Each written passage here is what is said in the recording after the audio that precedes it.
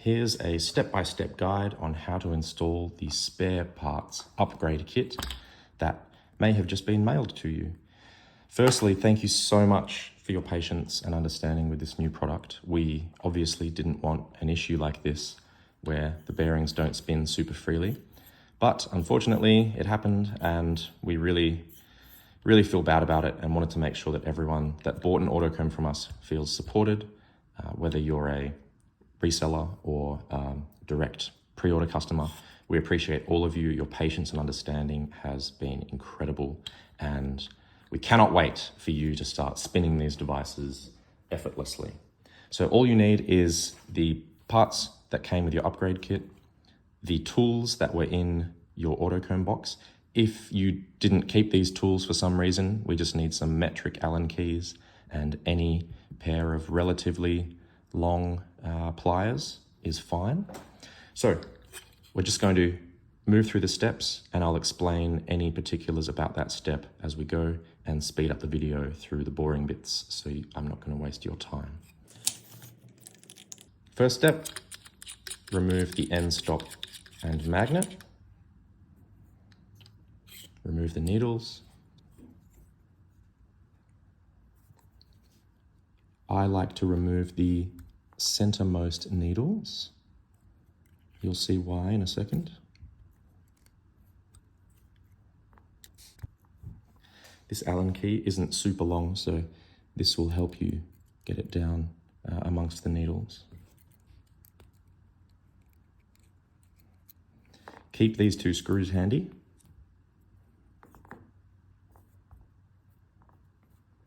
Because we're going to be installing them into these two holes. Please don't tighten these screws too far, because we're just going to use them as leverage to help us undo this screw, because it can be quite difficult to grab onto this part. So you do not want these screws to go below this black part, just a couple of rotations and it should still spin. Grab your pliers and gently grip the two screws. You do not need to clamp down tightly onto these screws, or you may damage the threads, and we can't send you replacement screws. You might need to source those locally if you damage them. There we go.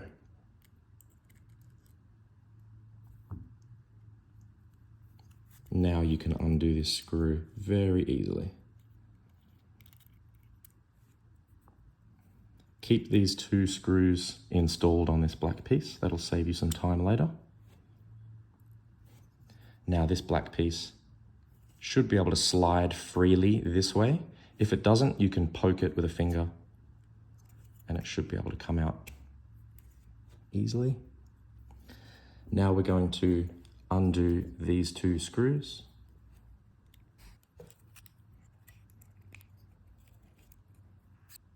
Now we're going to undo these.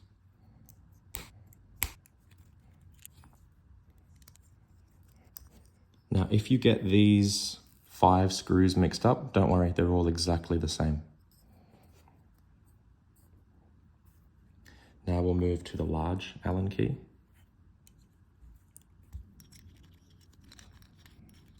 This part is now rubbish, or a nice paperweight with a Barista Hustle logo on it. We're going to replace it with this.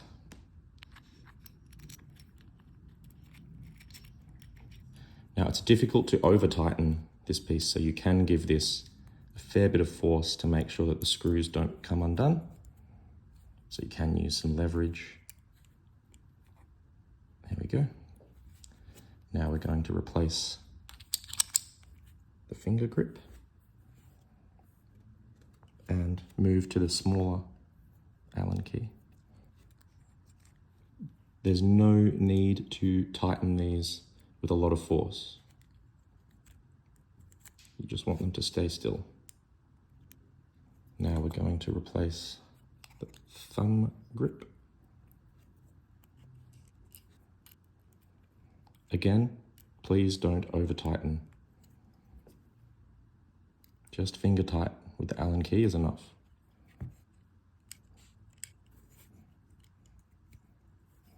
If you tighten this too much, you may crack the plastic.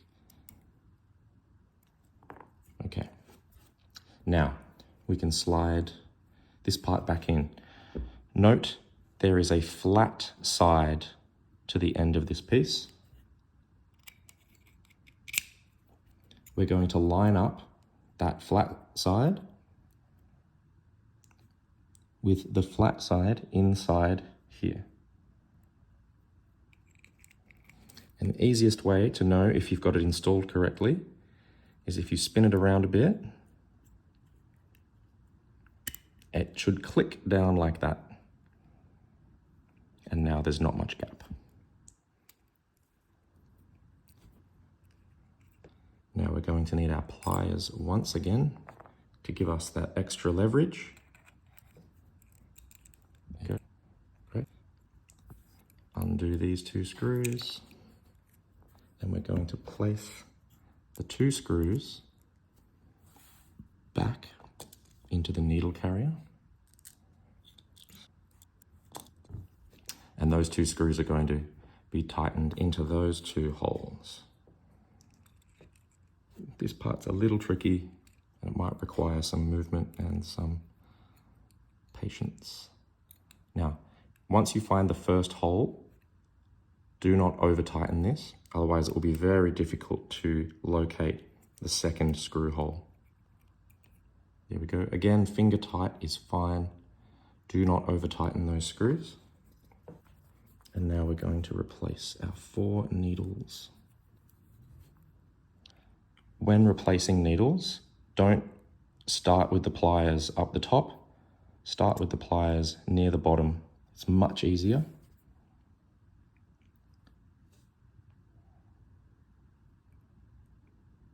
And just nice and easy, leverage it down into the hole. There's no rush. And stop when the needle stops moving. There we go. Now you can see how easily this spins in comparison. It should be like a fidget spinner.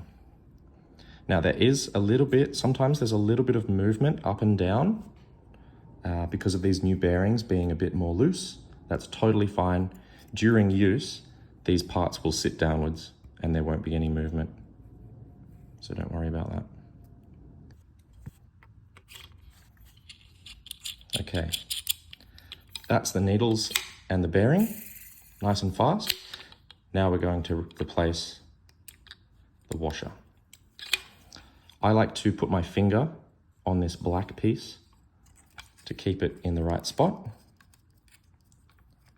I'm going to loosen the screw.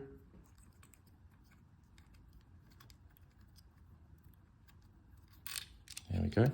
And you can see this black piece is still in here. The washer has 2 sides. One side you can see is shiny and has a circle visible, and one side is flat. We want the flat side against the aluminium over here.